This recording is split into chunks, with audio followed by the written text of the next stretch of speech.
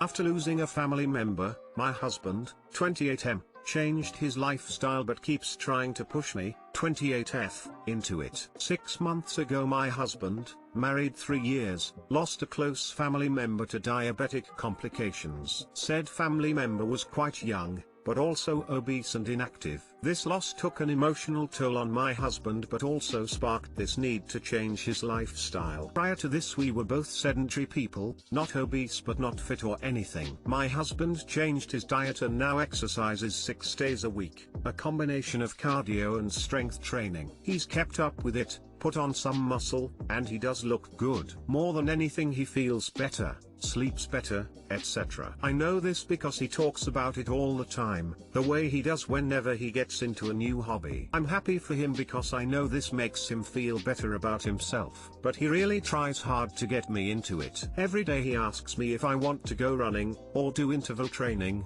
or lift weights. I'm not really interested in any of these. I've offered a walk around the neighborhood as a compromise but he said it's not exercise if you're not sweating. For a while he settled for the walk around the neighborhood, but now in winter he does his cardio indoors and I really don't want to be out in the snow anyway. With diet, I've been supportive of his efforts. I cook fairly healthy and make sure he has things like protein powder and whatever else around. My favorite hobby is baking and I've cut down at his request. But lately he talks about going high protein or whatever else and I told him he can make whatever he wants for himself. I'll continue eating the food I enjoy. Today it all kind of led to an argument. I had to sit him down and tell him that I'm supportive of his journey but I will not be joining him. This is his choice and I don't want to be dragged into it, and we can spend time together in a multitude of other ways. He asks me how I can be happy never sweating, never exerting myself, spending all weekend on the couch, etc. I got so annoyed and said it's pretty easy, now leave me alone and I can go back to being happy, and we haven't really talked much since. I know this isn't a relationship ending conflict but how can we move forward with different lifestyles? Too long didn't read. Husband got fit after losing a family member. Wants me to join him, won't accept compromises.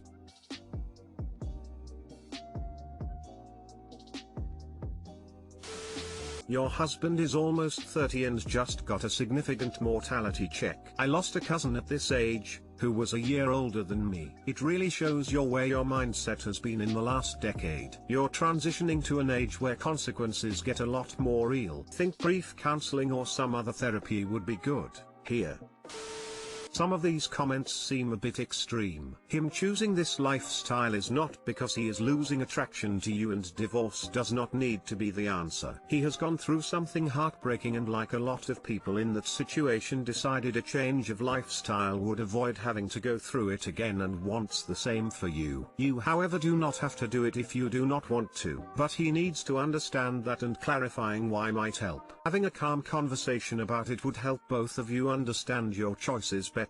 I went through the same thing with my partner, and as someone who also enjoys baking I had to compromise with it. But it is a great way to learn new recipes and tricks. You don't necessarily need to make healthy treats all the time, but you could do things like low sugar, gluten-free, high protein and even keto treats. There are some great recipes out there and I can honestly say they taste amazing and are fun to make. Seems to me like he's scared of losing her in the same way, if anything.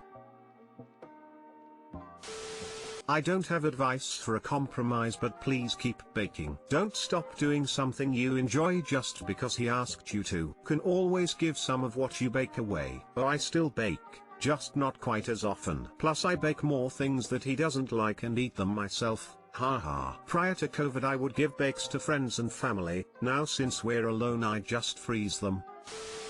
18M, I really wanna be in a relationship and go on a date. I wanna feel loved and wanted, and I want someone I can love, someone I can hug, someone I can spend time with. I want that experience. I haven't found anyone yet, but I really wish I do. I was unsure earlier of whether this is what I want, but I've made up my mind now. This is exactly what I want, and I'm willing to work as hard as I have to achieve this. Some help and advice would be genuinely appreciated too. Thanks everyone for reading this. Hope you all have a great day. D. Too long didn't read. I want to be in a relationship and have that experience. Dude, worry about your future. Find your life purpose that isn't a person. People let you down. You'll find someone during your journey. Don't make someone your journey. You know what? I love hearing a young man say something like, I wanna work hard at finding someone special. Anyone have good advice on what things I might be able to do? And not poor me, I am 18 and don't have a girlfriend. Girls suck, I suck. You're awesome. Open attitude tells me you're likely a very likable young man to begin with. Keep that shit up, girlfriend or no girlfriend smile. Pursue interests, not people. Invest in your mind. Be someone who's interesting to converse with and spend time with. Focus on being someone, don't worry about finding someone. When you know what you're about and feel good about yourself, that's magnetic. People are attracted to that. It'll happen because you'll be open to it when the opportunity arises. Cultivate gratitude and enjoy your life in every circumstance. The dizzying highs, the terrifying lows, the creamy middles. Have fun with it, my dude.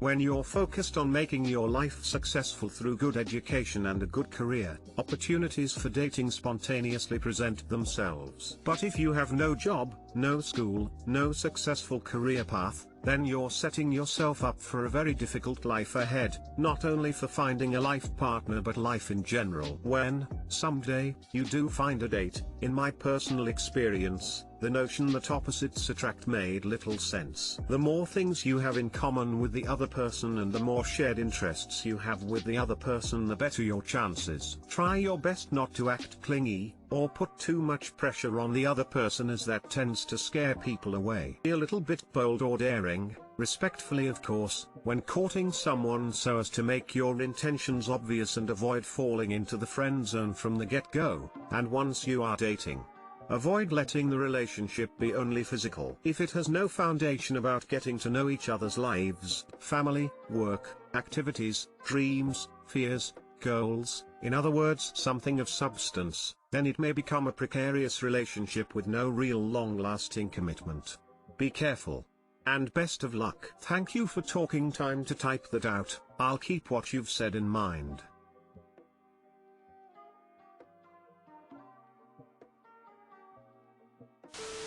Are you in school or have a job? Meeting a girlfriend will probably be easiest if you have places you meet new people. Hard during a pandemic, I know, How do I end things with an extremely attached significant other? I, 17M, want to break up. My girlfriend, 16M, of 2 years. I basically love bombed her in the beginning. I soon fell out of love with her, but I guess I fell back in love with her. We've been together for around 2 years. These past few weeks have been extremely rough and I have realized a few things. My girlfriend has no hobbies, no aspirations, nothing she wants to do except spend her time with me. I'm worried about that. The time we spend with each other is unhealthy, but it's addicting. I honestly don't see any future with her. I can go on like this. Anytime I mention leaving or going, she starts crying and gets extremely upset, and I can't go, but I feel so bad. I need help, please. I want to end this. TLDR, how can I leave my extremely attached girlfriend without making her cry or suicidal? Stop dragging it out. It is very unkind to keep mentioning it. Just do it. If you are having sex with her, stop. As in, never again. She may try to offer or ask for sex in order to make you stay involved with her or to reconnect. Even if she suggests a FWB situation, tell her you respect her too much to do that when you have lost romantic feelings for her. This is very important. It is very hard for many young girls to get over someone they continue to make out or have sex with. Just tell her that you care about her and respect her, but that your feelings have changed and you don't want a romantic relationship any longer. Don't promise things that you think will make her feel better short term, like still being friends, maybe after time has passed, or rekindling later. If pandemic conditions allow, go over to her house in the daytime or early evening while her parents are home and ask her to come outside, and tell her kindly and firmly. This will ensure that she has emotional support, or at least someone knows she's upset. She will certainly cry, but probably not do herself harm. But you are not responsible for ensuring that. If she threatens it, inform her parents. Don't break up by text. or late at night, or at school. Allow her to ask questions/express herself, but don't stay around for verbal or physical aggression. Leave. The relationships that don't work out prepare us for the one that does. Good luck. Without making her cry or suicidal. You cannot control her reaction, so don't try. Don't pull the let's stay friends. Break up now. Make a clean cut. Stop torturing her with suggestions of breaking up. I would add it's fine if she cries, in fact expect her to cry. There's no getting out of that. But if she says she's suicidal, call 911. Even if you're not sure she's serious, take it seriously. You don't want to be in a position where you could have prevented it and didn't.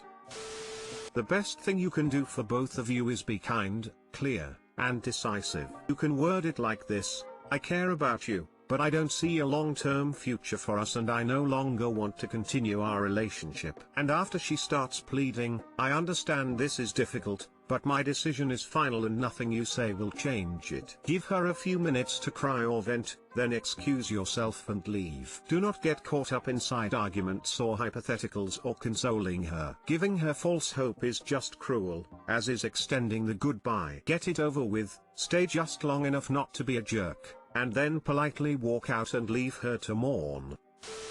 I was in a very similar situation at your age, and one of my biggest regrets in my life is that I let it drag on so long that I was letting my resentment show every day. It was awful for her and awful for me, and as hard as it was to try to break up with her, I wish I'd been more clear-headed and just made that decision at the right time. If there were just issues to work on, I'd say you could try to work on those issues. But you're clearly at the point where you want out. Not good for either of you to drag it out. Be as kind as you reasonably can, but it's not on you to ensure her welfare. I know it can feel that way. It's okay if she cries. Sometimes we really ought to do things that hurt. Just don't be an asshole and don't give her false hope. You're getting good advice about what to tell her. Be kind, generic, don't pick apart anything about her, and firm. Then, put her on block or do not disturb or turn off your phone. You don't need to be available to her if she tries to blame you, get back with you, stir up drama, etc.